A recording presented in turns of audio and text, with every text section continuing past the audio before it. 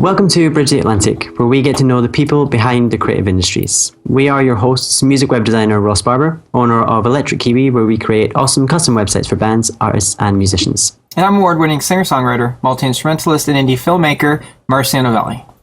With us this week is Jason Flom. Jason is the CEO of Lava Records and Lava Music Publishing. He also served as chairman and CEO at Atlantic Records, Virgin Records, and Capitol Music Group, and is personally responsible for launching acts such as Kid Rock, Katy Perry, and Lorde. In 1995, he founded Lava Records as a joint venture with Atlantic Records, which turned out to be one of the most successful startups in music business history. The New Yorker described Jason as one of the most successful record men of the past 20 years, known for his specialty in delivering monsters. As well as his career in music, Jason is also a leading philanthropist who has long championed various political and social causes. He has demonstrated his commitment to social justice as a founding member of the Innocence Project and a board member of Families Against Mandatory Minimums, the Drug Policy Alliance, and the Legal Action Center. We're excited to hear more about his career and the advice he has for artists like me who want to have a successful career in the music industry. So, hi Jason, how are you? I'm good. How are you? It sounds like you're doing okay without me. I don't know if you want to mess it up. There's a friend of ours. His name is Chris Keaton. He's actually a previous guest in the show, and he actually let us know recently because we had a recent call with him that he met you a few years back, and he warned us that you are one of the funniest people he has ever met. So no pressure or anything, but he did say that you're going to have us laughing a lot. Wait, what was this? You're breaking up on me. What was his name? Oh, his name is Chris Keaton. Oh, Chris Keaton. Well, I like him already. Anyway. All right, so let's jump in and have you tell us 3 things about yourself that everyone should know. 3 things about myself that everyone should know real quick. So I love animals. I love sports. And what's the third one? Let me see. I got to pronounce that correctly. And I want to make the world a better place. Is someone whispering it to you? Yeah, I got a hint from my trusty assistant Jenna Rutier. I'll give her a shout out. I love that. Yeah, I couldn't remember the third thing about myself. It's sort of like when Rick Perry forgot what the thing. Remember the debate, and Rick Perry couldn't remember the third thing that he was supposed to say. Whatever. Yeah. It's a great moment in politics. Anyway, and I'm a very liberal Democrat, so that's the 4th thing. Well, we have a lot in common. I love animals very much so that I won't eat them, and I am definitely pretty much an extreme leftist. How about you, Ross? Would you say you are? Yeah, and I love your love of animals. I've been, looking at you on Instagram, and you always have pictures of your dogs, and they're awesome. So Jason, you started out as a trainee field merchandiser at Atlantic. Yeah, it was at the time I thought it was the greatest job in the world. I was running around putting up Led Zeppelin posters and other AC/DC and all this other stuff, and making $4 an hour and getting free music. And I was like, this is the best job ever. So, I really fell in love with the business as a result of that. I mean, I was lucky to be working at Atlantic at the days, in the glory days. Right. And, working under the legendary founder, Ahmet Ertegun, I mean, he didn't know me at the time, but, it was an amazing place to be. Well, does that put you in a position running Lava Records? Do you feel that you have an appreciation for everybody at every single level of employment? Because you started at such a humble beginning. I think so. I like to think so. I mean, everybody had to start somewhere, and I try to be very respectful of everyone in all walks of life because we're all the same.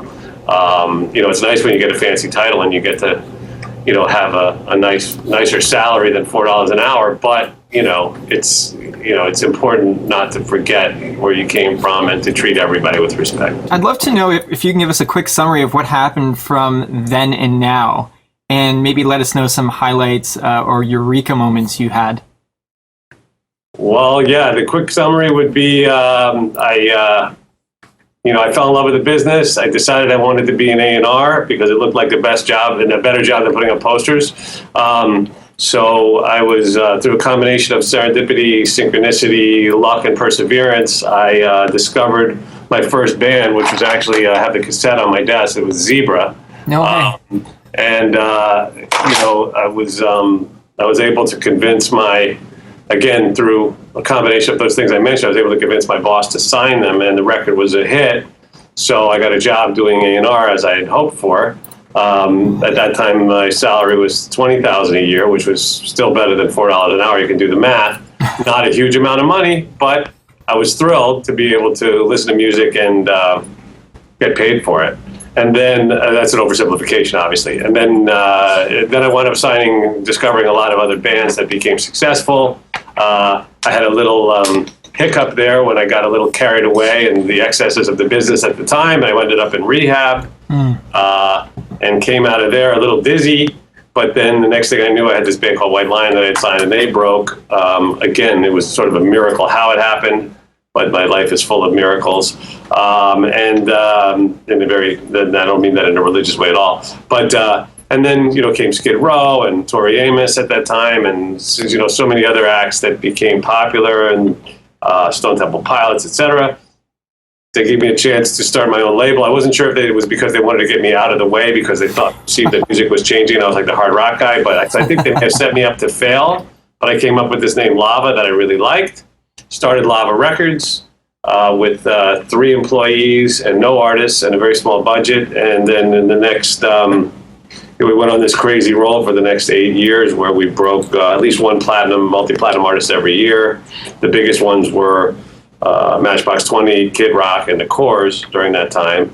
And it was really crazy. I mean, we sold almost 100 million records in 8 years. Now, it was easier back then because records were something that you bought. You had to buy. You bought if you felt like buying them.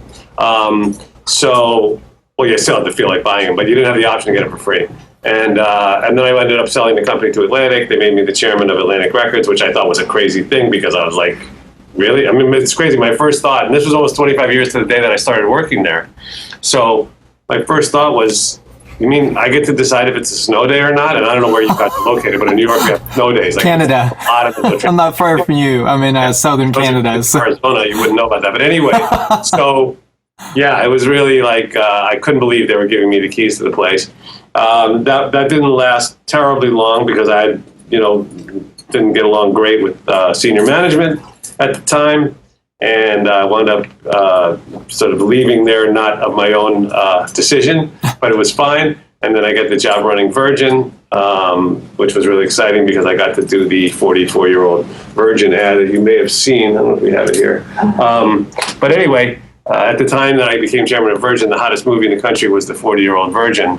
So I can show you, I have it on my old business card. Yeah. So instead of running a normal announcement, naming myself chairman of or announcing that I had been named chairman of Virgin Records, I instead took a picture as the 40-year-old Virgin. It looked something like this, if you can see this. Let's see. Yeah. Whatever. This way. The camera's up there. I love it. So, I love it. So I ran this full-page ad in Billboard hits, and it really set the tone for a great run that we went on. And during the time I was at Virgin and then Virgin merged with Capitol, I ran the two companies combined. I was lucky to sign Katy Perry, and that worked out very well, really, really well for her. So I gotcha. And then eventually the company was bought, and I left and went and started up Lava again. And I got the name back in a golf game with my former boss, Lee Arcone, and I was glad because I didn't want to come up with a new name because it's hard to come up with good names. And so I started Lava again, this time with Republic, and it's been a fun ride here. We're now in our, second half of our first decade. So I've been here a little bit over 5 years. And of course, the most successful new artists thus far have been Lorde and Jessie J. We also have Trans-Siberian Orchestra and Black Veil Brides. And, again, it's a small operation, but it's a lot of fun. And that's what we're doing. That's my story. That was an amazing summary. Just got to say. See you guys later. We can just sit down here and relax. We don't have to do anything, Ross. This is awesome. This is the easiest job in the world. It's a weed and you'll be all set. Anyway. Jason, I want to go back a little bit. I really appreciate you being open about saying that you went through a bit of a difficult time there and overcame it by going to rehab. That's something I think that a lot of our listeners can probably relate to because it's not uncommon, particularly in the music industry, to get yourself into, not so good things. How important has it been to get yourself out of that and how difficult has it been to keep yourself away from that being so integral and so deep into the music industry? Well, I don't think it's any different in the music industry than any other industry. I mean, drugs are a part of society, and it affects people from all walks of life. It really is, it's just I think the real issue is that society has to learn to treat it as a medical problem and not a legal problem. Yes. And so that's what I've been working on for 24 years now, is trying to get rid of these ridiculous drug laws that we have in this country, because, it could have been me that could have been victimized by these ridiculous laws, So, and then the good news is we're at a tipping point now. So with that stuff. So, yeah, I don't think the music industry is I certainly don't want to make it sound like it's any sort of hotbed for that sort of stuff. Right.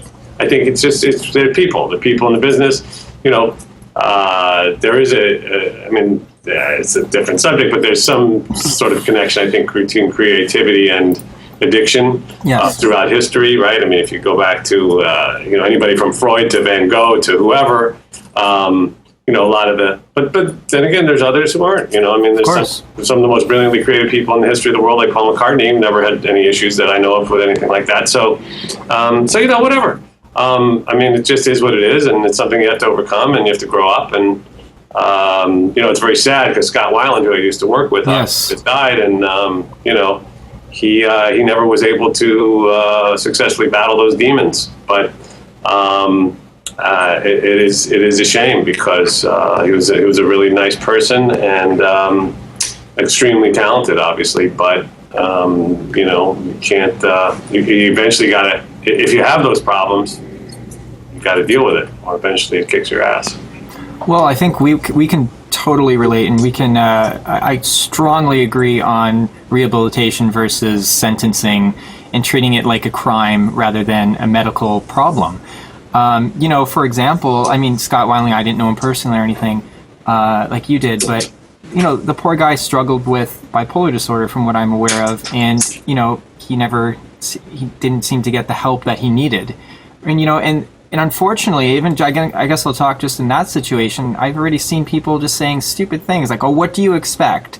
And I find that such a disrespectful, rude thing to say to someone who is struggling with something and didn't get the opportunity to overcome it. So I definitely hands up to you for doing what you can to help change people's minds. I am proud that in Canada we do treat it a lot more like a medical issue.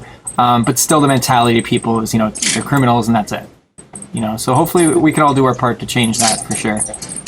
Yeah. Well, I hope that people that are listening will get involved or watching or whatever they're doing, and will become part of the solution. Agreed.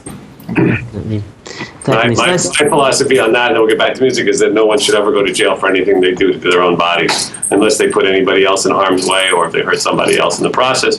That's a different story. But I think that everybody should be able to marry who they want, what they want, when they want to. They should be able to, do whatever they want in the comfort of their own home or in any environment that's safe.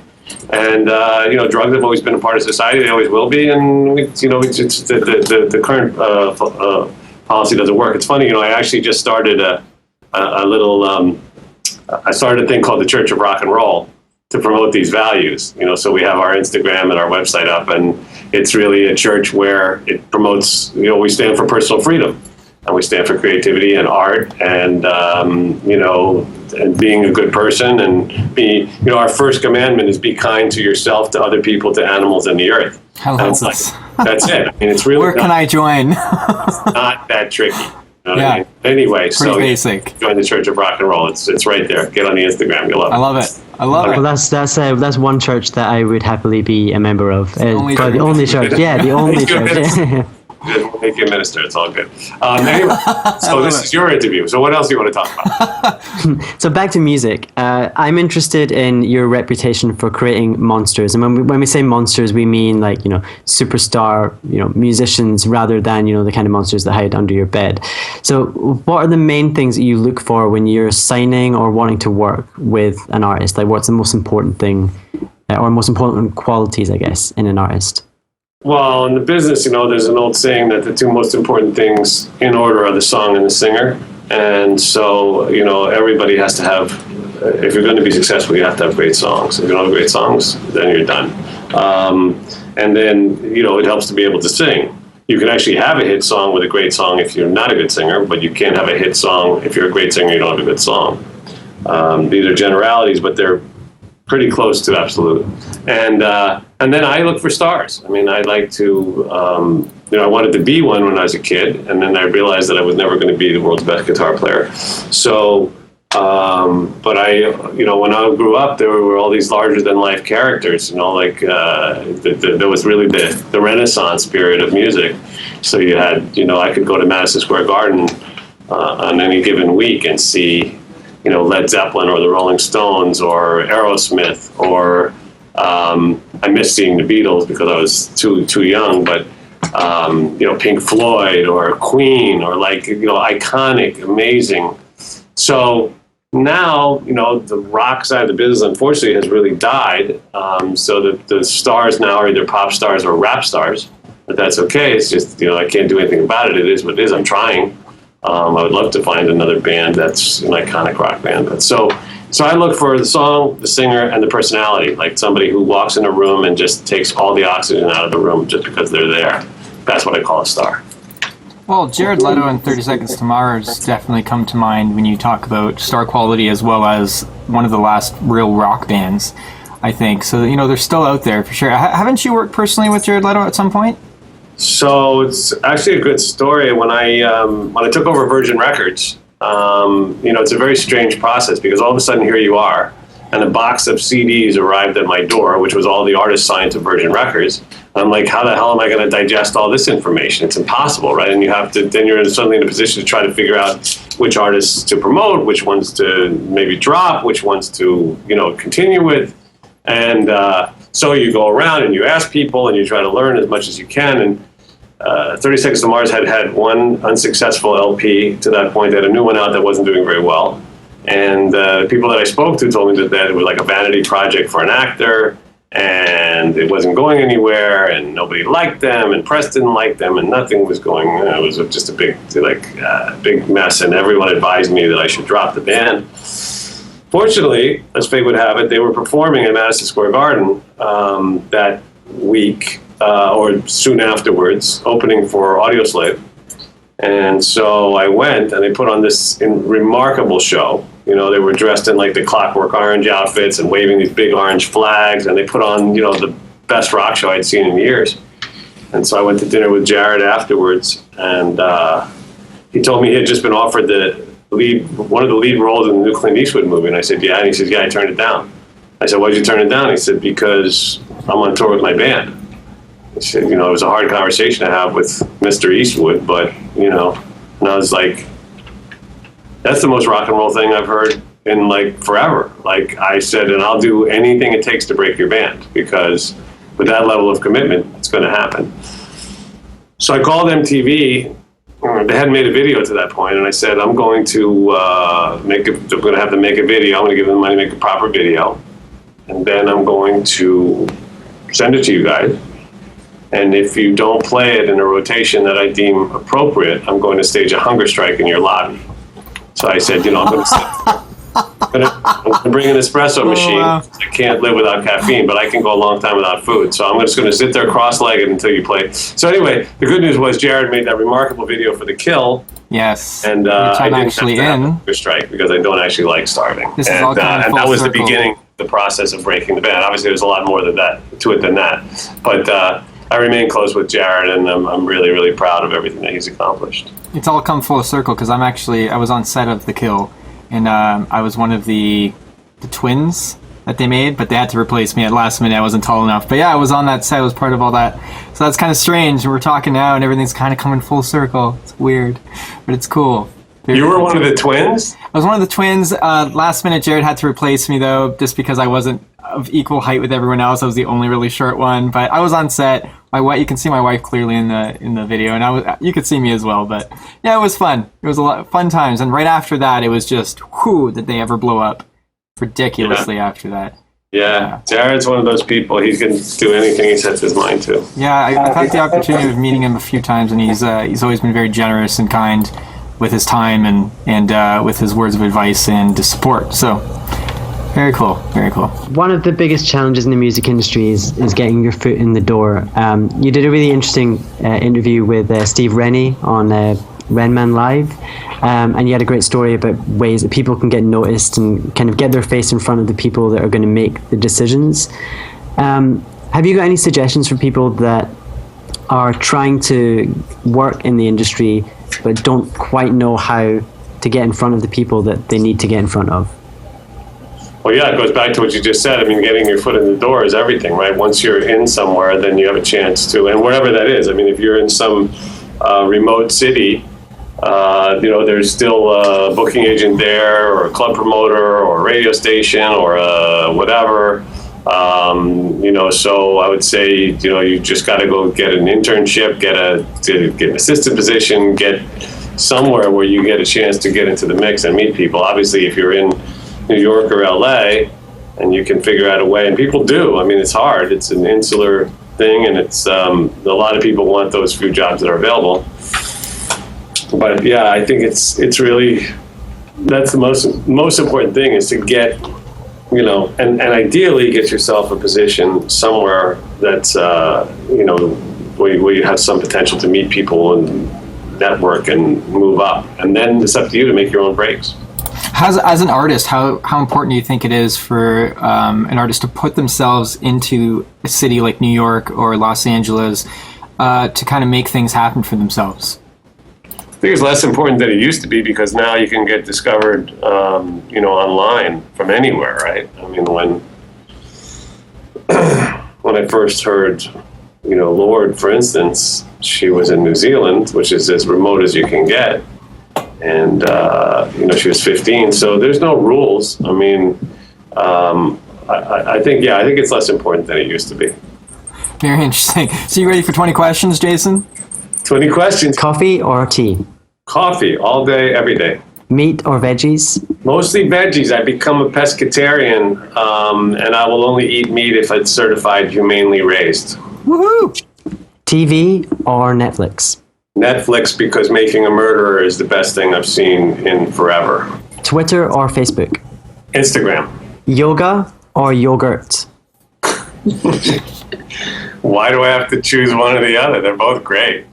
You could have them both at the same time if you're flexible enough, I guess. Yeah, I mean, it's tricky, downward facing dog and the upward facing yogurt, and I don't know, it's weird. My dog loves when I do yoga. She actually rips up my yoga mat. I posted on my Instagram about months ago a video of her ripping. My yoga mat says "fuck yoga" on it, and she's tearing the thing up as I'm doing a downward facing dog. It's really kind of special. By the way, you should be following me on Instagram if you're not already.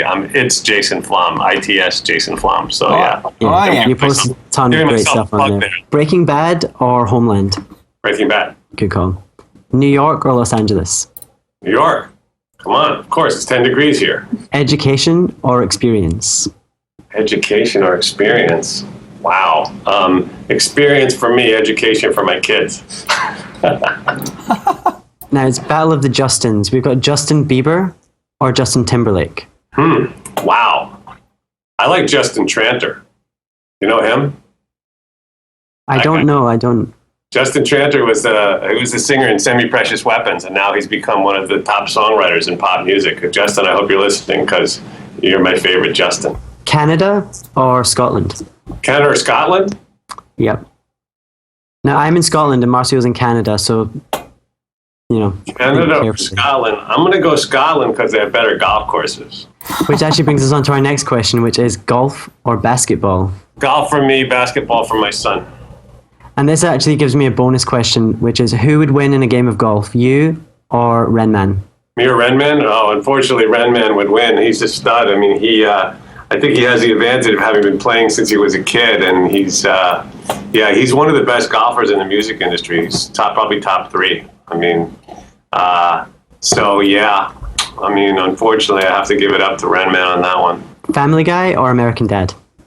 Family Guy. I mean, it's the greatest thing. I think it's, Family Guy is, it's almost impossibly great. I think Hamilton is the best thing I've seen since Family Guy was invented. Style or substance? Style or substance? Well, I would say fashion over function, but substance over style. That is a great answer. Yeah. Thank you. One for the good guys. Skiing or snowboarding? Snowboarding. Yeah, if there's powder. If there's no powder, then you got to put the skis on, or else you just go hiking. Michael Jackson or Michael Bolton? Is that a serious question? Oh yeah, it's 100%. 100%. Oh, I'm sorry. It must be a bad connection. I thought you said Michael Jackson or Michael Bolton. I did. We love the Bolt over here. No, don't say we love the yeah, Bolt. I mean, We well, love the Bolt. I'll go for the one that wears one glove on his hand for no reason. All right, I like it. Yeah. Michael Jackson, I mean, come on, the guy's, he's not here anymore, but he's, he'll be remembered forever. He's one of the greatest of all time. Celine Dion or Marilyn Manson? Marilyn Monroe. Good answer. You can have that. You can have that. Good answer. But otherwise, Marilyn Manson, yes. Yes. I have a lot of respect for him he's a really interesting and amazing guy. There's a lot of crazy in there, but it strikes me as a very intelligent and innovative person. Ricky Gervais or Ricky Martin? Well, I'm a big fan of Ricky Gervais. I think Ricky Gervais, his philosophy is totally on point. He's a great Instagram follow too. Whale or kale? Whale or kale? Well, again, they're related, and I'm not sure why they're mutually exclusive, right? So I would. They rhyme, Jason. Basically, they rhyme. They rhyme. That's how we do things here on Bridge Atlantic. They rhyme, so they become a question. Whale or kale, and then there's Wale. You left him out of it. He's great, Bette Midler or the Riddler? Is there any proof that they're not the same person? In fact, I think you finally figured it out. I mean, there could be a conspiracy thing here. I got to really look into that. But this makes sense. Yeah, Bette Midler or the Riddler. Well, one is good and one is bad, right? I mean, Riddler always trying to mess stuff up, and Bette's just trying to make everybody laugh and sing and be happy. And she's she's an icon. And I actually have a picture of her in my living room, ironically. Final question is very cruel, but it is important. And finally, it is this guy, Ross, or Marcio, me. I don't know what I'm doing, but I got my arms up here. I mean, that's a multi. Keep in mind, I'm also a struggling singer-songwriter. I mean, at your core, you can relate to that. You know what I mean, Jason? Well, I mean, you're the more, gregarious one, I mean, and he's the more thoughtful one. He seems to be more of the rhyming kind of guy, right? Yeah. You got the hat, he's got the fucked up hair. So I'm trying to balance this out. True. You're more of the, this is a hard one. So the question was again, you or you? Yeah. Is there a door number 3? You know what? I would be surprised. You can make your own door.